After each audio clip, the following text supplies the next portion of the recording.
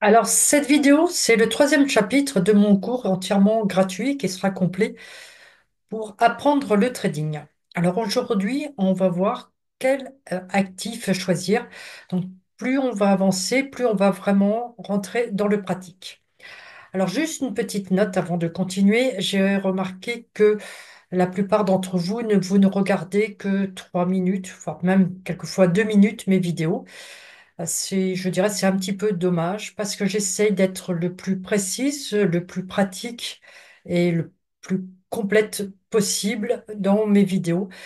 Donc voilà, même si vous n'avez pas beaucoup de temps, mes vidéos sont, comme on le voit là, entre 15 minutes et 10 minutes. Essayez de prendre un peu le temps de regarder en entier. Vous verrez, il y a quand même beaucoup d'informations dessus. Alors bon, rentrons dans le vif du sujet. Et pour cette vidéo, je me suis en partie inspirée de ce livre qui est de Desclos, qui s'appelle Actifs et instruments de la bourse et des marchés financiers. Alors, vous pouvez le trouver sur la Fnac, Amazon. Denis Desclos, c'est un Français et il est le président de la FAT, qui est l'association des analystes techniques.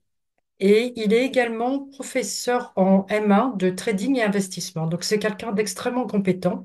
Son livre, je pense qu'il doit faire à peine une centaine de pages, mais il est écrit de façon très simple, c'est très complet et voilà, donc c'est un très bon complément, je pense, à cette vidéo. Peut-on tout trader? C'est vraiment la première question qu'on va se poser.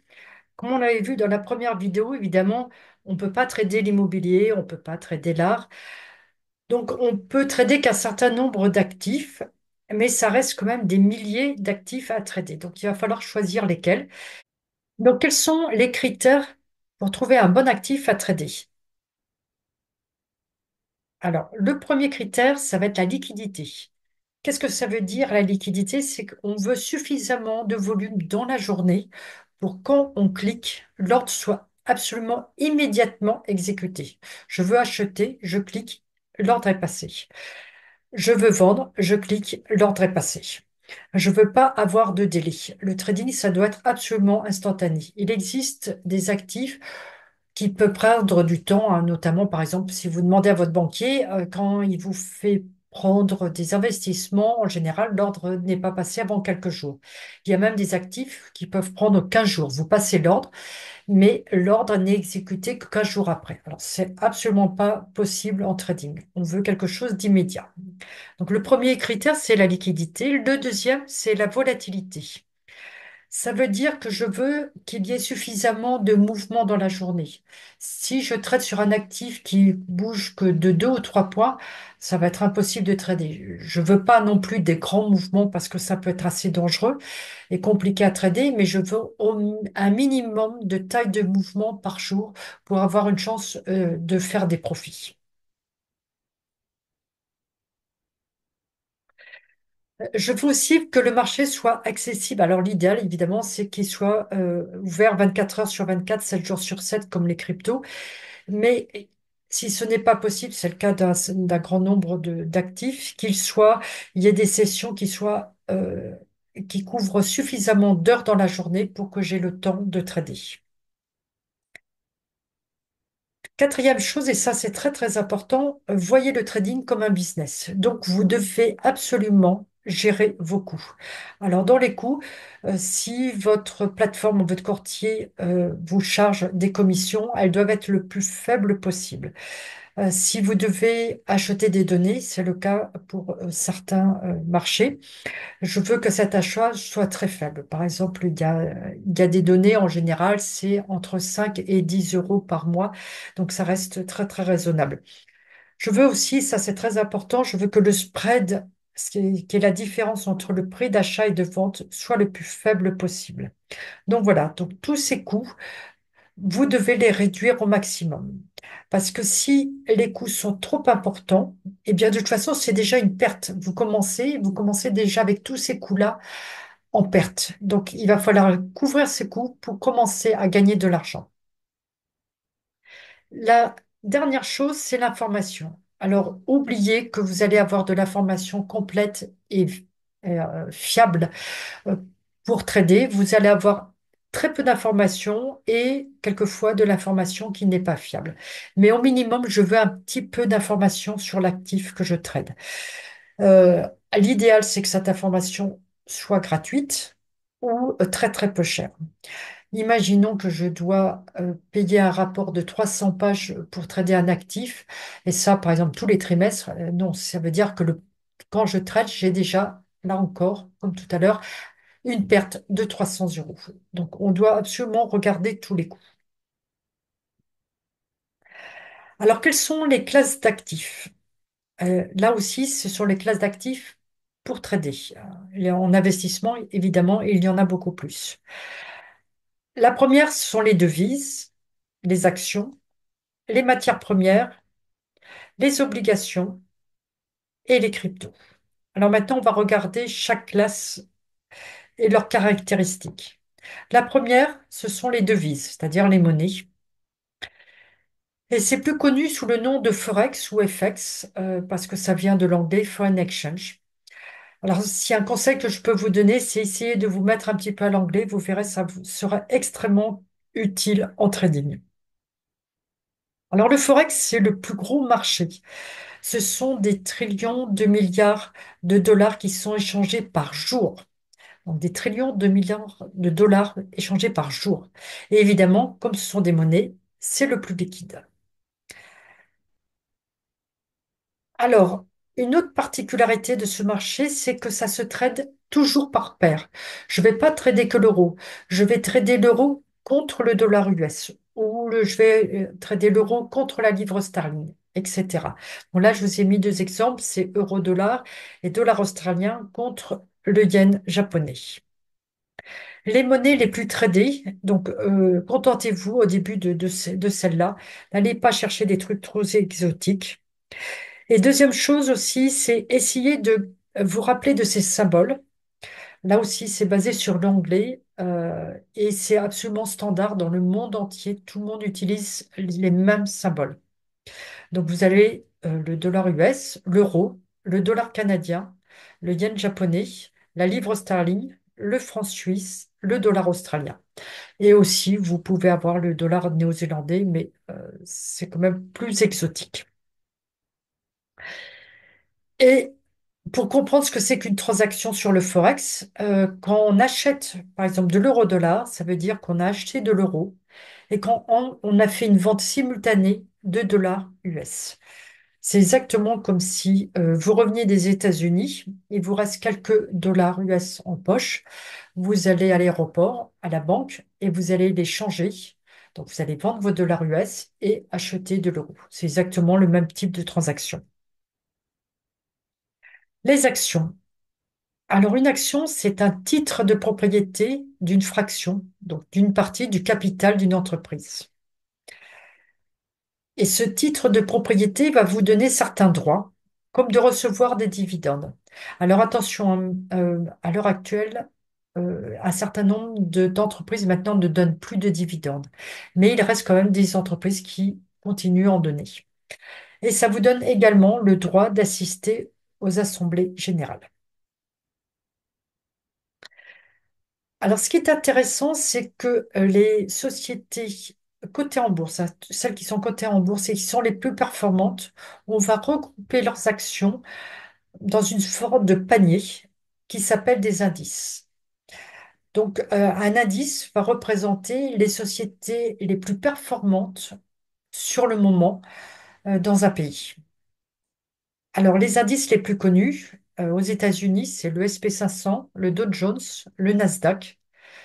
En Allemagne, ça va être le DAX, et puis en France, c'est le CAC 40. Et beaucoup de pays ont leur propre indice. Les matières premières, alors ça, c'est un monde assez différent et particulier à trader, mais aussi très intéressant. Donc, toutes les matières premières ne sont pas cotées sur les marchés. Il y en a qui ont des marchés privés. Donc là, sur les marchés qui sont ouverts au public, il n'y a qu'un certain nombre. Et il y a des choses qui étaient tradées avant qui ne le sont plus, comme le beurre et l'œuf. Et puis, il y en a d'autres qui apparaissent et qui peuvent disparaître. Il y a aussi, ça dépend aussi des pays. Vous avez certains marchés qui proposent des produits qui sont importants pour leur pays. Des matières premières importantes, comme quand j'habitais à Singapour, eh bien, la Malaisie et Singapour avaient sur leurs bourses respectives, on pouvait acheter et vendre du caoutchouc parce que c'est d'une production très locale. Alors, les catégories des matières premières, ça commence par les produits agricoles, donc le blé, le maïs, soja, sucre, café, cacao, etc. Les principales matières premières énergétiques, c'est le pétrole brut et le gaz naturel. Les métaux précieux, c'est or, argent, platine, palladium. Les métaux industriels, vous avez le cuivre, le zinc, le nickel, etc. Et puis vous avez d'autres produits de base qui sont pas mal tradés, mais qui ne sont pas qui sont difficiles à mettre dans ces catégories-là, comme le jus d'orange. C'est très populaire aux États-Unis, hein, notamment parce que la Floride en produit beaucoup. Vous avez aussi le bois de charpente. Vous avez même aussi les carcasses d'animaux qui sont tradées sur les marchés. Les obligations. Alors, une obligation, c'est un titre de créance. En fait, quand c'est une dette. Et le détenteur de l'obligation reçoit le droit à une rémunération. Alors, c'est souvent appelé un coupon. Et il a le droit au remboursement de sa créance. Alors, il y a plusieurs types d'obligations, hein. J'ai mis que les entreprises et les États, mais il y a aussi les collectivités publiques, etc. Alors, sur les marchés, ce que vous aurez surtout accès, ce sont les obligations émises par les États. C'est souvent connu sous le nom de bons du Trésor. Et les plus connus, donc, c'est aux États-Unis le T-bond qui est sur 30 ans. En Angleterre, c'est le Gilts et en Allemagne, le Bund. Alors, le Bund, c'est pas mal tradé par les traders européens, donc c'est quelque chose que vous pouvez regarder. Et puis, eh bien, la dernière classe qui est toute récente, qui sont les cryptos. Alors, un crypto-actif, ce n'est pas une monnaie. En fait, quand on dit une crypto-monnaie, c'est une erreur de langage. On devrait plutôt dire crypto-actif. Et sa valeur se détermine uniquement en fonction de l'offre et de la demande. Alors, ce n'est pas une monnaie parce qu'elle n'est pas réglementée, régulée euh, par une banque centrale. Donc, sa valeur, elle est uniquement déterminée par l'offre et la demande. Elle n'est pas basée comme une monnaie sur un pays, mais uniquement sur l'offre et la demande. Et ça, c'est un peu dangereux. On l'a vu, par exemple, sur Luna. Il suffit du jour au lendemain, il n'y a plus de demande, ou quelque chose se passe, et dans ce cas-là, la crypto disparaît. Et ça se passe absolument en une journée. Il existe à ce jour plus de 1300 cryptoactifs. Alors tous les jours, il y en a de nouvelles qui arrivent, d'autres qui disparaissent.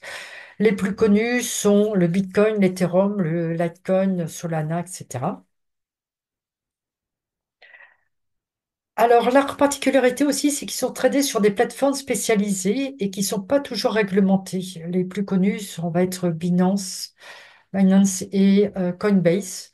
Et le problème, c'est que souvent, elles ne sont pas réglementées dans les pays.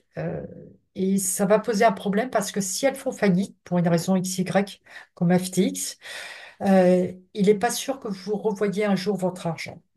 Et si vous le revoyez, vous reverrez peut-être qu'une partie de votre capital. Et comme je l'ai dit tout à l'heure, c'est quelque chose qui est tradé 24 heures sur 24, 7 jours sur 7, ce qui est très bien, mais d'un autre côté, ça ne vous laisse pas de répit. Ça peut devenir quelque chose d'addictif, donc à faire attention. Alors maintenant, lequel choisir? On va prendre une minute pour réfléchir un peu de façon intelligente. Je vois beaucoup de jeunes qui se mettent tout de suite au crypto parce que c'est le truc à la mode et que là, ça fait vraiment vieux pépère de trader les actions ou de trader les matières premières et autres. C'est pas un bon raisonnement. Franchement, c'est pas un bon raisonnement. Euh, Vous tradez les cryptos parce que c'est un domaine qui vous passionne. Vous pensez qu'il y a véritablement un avenir. Vous lisez tout ce qui se passe sur les cryptos, vous regardez tous les nouveaux projets. C'est vraiment un monde qui vous passionne. Et dans ce cas-là, ça donne sens de trader les cryptos. De la même façon, imaginons vous travaillez pour Oracle et vous allez vous dire, bon, bah, je vais trader toutes les actions Oracle.